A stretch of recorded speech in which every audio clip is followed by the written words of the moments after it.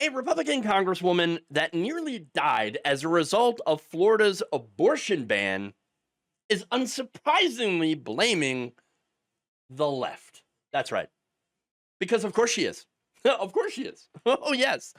Florida Republican Representative Cammack recently spoke to the Wall Street Journal about her near brush with death, okay, as a result of Florida's 6-week abortion ban, which left hospital staff reluctant to treat her ectopic pregnancy for fear of criminal prosecution. Now, let me ask, who passed that abortion ban? Oh, Republicans. Who supported that abortion ban? Republicans. Who allowed those abortion bans to be able to take place in the first place?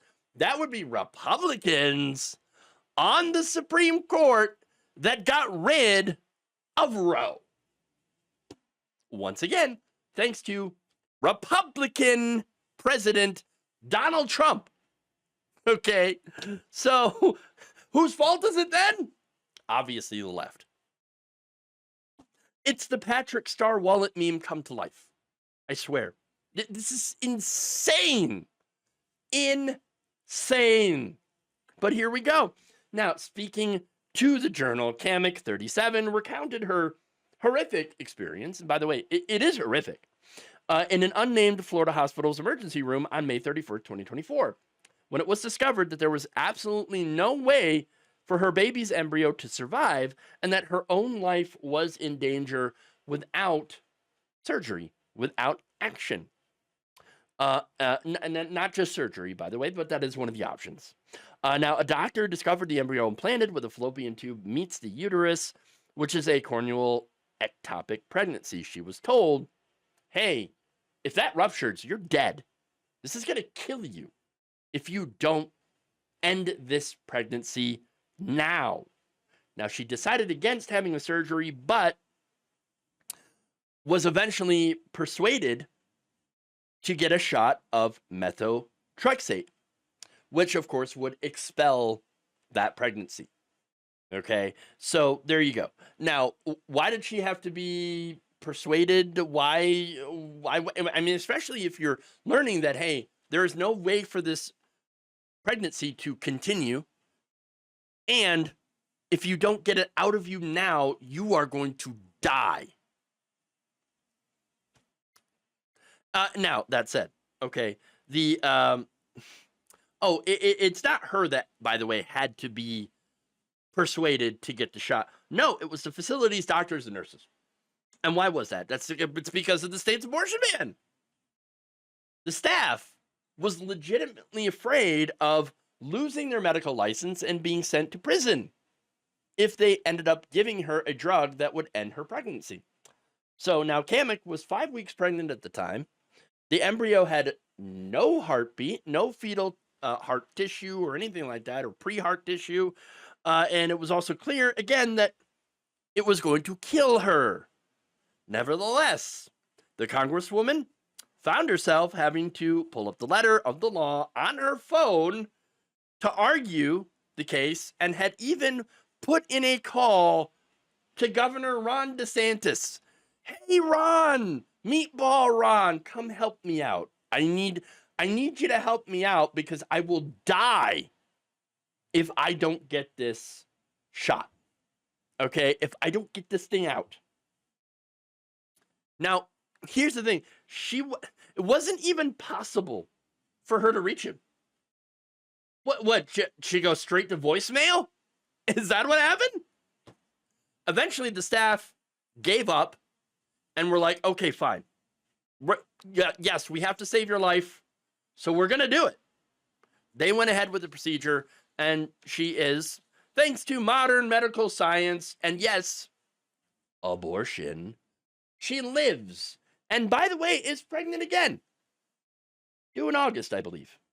So, okay, there you go. Now, instead, of course, realizing that, oh my God, it turns out these abortion bans are very, very unclear, and maybe they're doing more harm than good, she decided, no, everything's fine, and you damn Democrats, that's your fault. What? She called the activists that were describing correctly situations like hers that could happen and have happened to women since these abortion bans came to play. She called it, quote, absolute fear-mongering at its worst. Wow. And it gets better. She said of this story, oh, there will be some comments like, huh, well, thank God we have abortion services, even though what I went through wasn't an abortion. What? Wait, what? What are you talking about? What are you talking about? Yes, it is. It's an abortion. You had an abortion. You ended a pregnancy with drugs. That is actually technically an induced abortion. You had an abortion, lady. You had an abortion. That's it. That's what you had. And no, I didn't have an abortion. No, it was a miscarriage. Now, abortions that occur without intervention, yes, are known as miscarriages or spontaneous abortions. But guess what? Oh, and by the way, that does occur in roughly 30 to 40% of all pregnancies. By the way, miscarriages do. But once again, she had an induced abortion. That's it. That's it. She can play a whole stupid little word game she wants, but the fact is that she had an abortion to save her life. Simple as that. But, oh, no, I guess for her, oh, it's to save my life, so it's not actually an abortion. You know why? Because abortions are bad, because only whores and evil Democrats get abortions. And I am neither one of those things. Oh, okay. Right. All right. Now, she added this, quote, I would stand with any woman, Republican or Democrat, and fight for them to be able to get care in a situation where they're experiencing a miscarriage and ectopic pregnancy. Well, guess what? The fix for that is to get an abortion. Yes. She added this, quote, we have turned the conversation about women's health care into two camps, pink hats and pink ribbons. It's either breast cancer or abortion. Wait, what are you talking about? Those things are not really related. I don't know if she's trying to relate those things. I don't know. The context there is kind of missing. But anyway, look, at the end of the day, yes, it may not sound like it, but I am actually very glad that she was able to get the care that she needed. Okay. I don't want, and this is kind of the weird thing. Okay. This is a disconnect between pro-life and pro-choice, pro-life Republicans and pro-choice, liberals or lefties or whatever, right? People that are pro-choice. We want to save your life. We want to allow you to live. We want you to get the health care that you need to survive. Yes, I know. Crazy, right? If you're on the other side of that and you ironically call yourself pro-life when you're in favor of, hey, well, no, but if you need an abortion, you shouldn't be able to have it. And I don't care if you die. Well, then you can't exactly call yourself pro-life. Now, can you? Look, at the end of the day, I want everyone who needs it to be able to get that care. But they're not. They're not getting that care. Look, women have died as a result of these bans, and some nearly died needlessly. That is a real problem.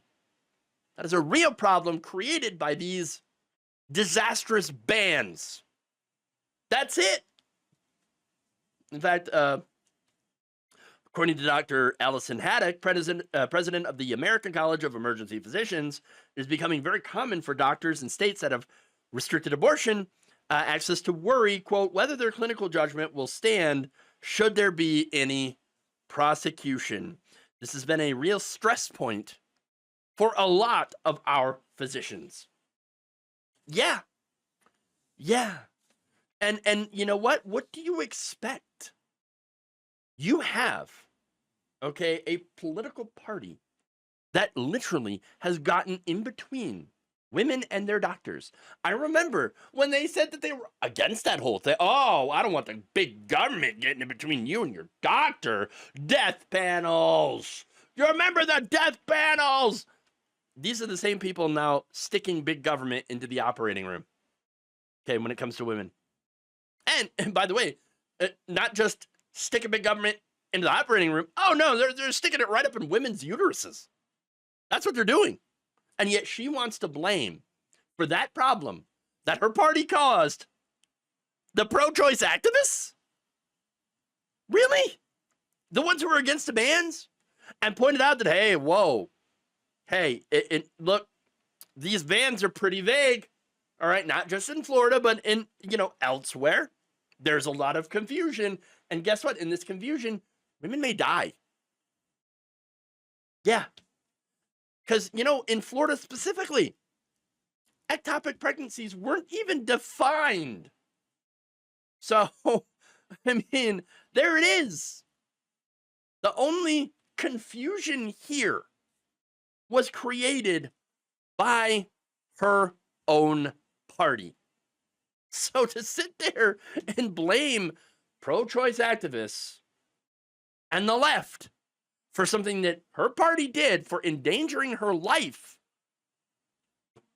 is just, I mean, I don't even know if hypocrisy is the correct word anymore.